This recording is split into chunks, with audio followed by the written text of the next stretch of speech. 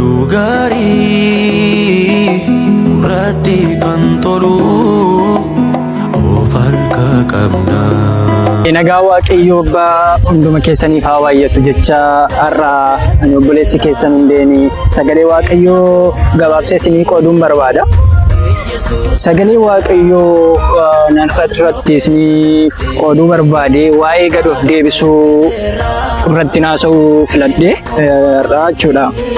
Inna waa'ee sagalee Waaqayyoo kana gaafan dubbadhu macaafa Filiiphoos boqonnaa 2:1 kaastanii gaafa ilaaltanii Gooftaa Yesuus gad of deebisuu isaa argina.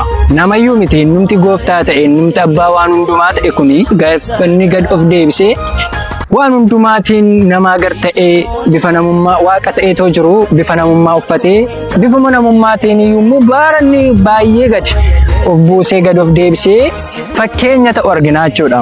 Kanaaf sagalee kana keessatti Gooftaa Yesuus ofiisaatii fakkeenya guddaa kan nuuf ta'u ofiisaa gad of deebiseetoo unuunis immoo akkasaatti akka jiraannuudhaaf gad of deebisnee waan gaarii oliif gochuu waan gaarii oliif yaaduu waan gaarii waliif abbaluu akka nu dandeenyutti sagalee Waaqayyoo nu gorsaa jechuudha. Kanaadhaaf akkas jedha nan dubbisa sagalee kana. Egaa karaa Kiristoos wal gorsuun jaalala isaatiin wal jajjabeessuun karaa hafuura qulqulluu tokkummaa qabaachuun garaa laafina namaaf yaaduun nuuf kennameera. Ammas isin warra yaada garaa tokko ta'uudhaan jaalala tokko qabaachuudhaan yaada walitti dabaltanii tokko ta'uudhaan yaada tokkotti waliif galuudhaan gammachuu koo fiixaannaaf baasaadha. Galanni Waaqayyoodhaaf haa ta'u.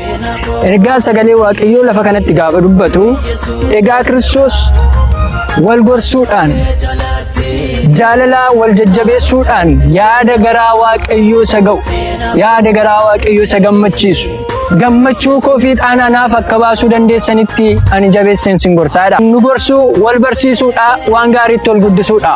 Nu har'a maalitti ol guddisaa jirra? Har'a ol jajjabeessaa, har'a ol guddisaa, har'a ol gorfachaa, har'a daandii qajeelaa walitti agarsiisaa jirra moo isuma jirru irraayyuu mogolee ol buusaa jirra, ol kuffisaa jirra.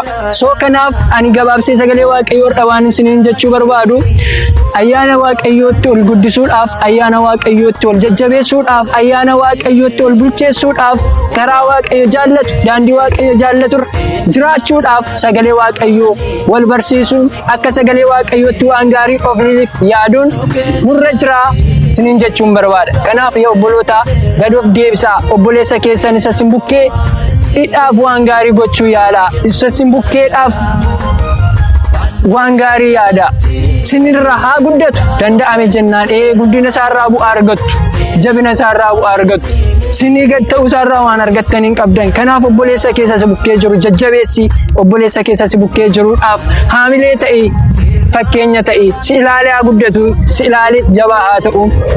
Soo kanaaf Waaqayyo Gooftaan ayyaana walii keenya guddisu nuuf haa baay'isu. Waaqayyo dibata kanaan nu adibu eebbifamaa ulfaadhaa jechuun barbaada.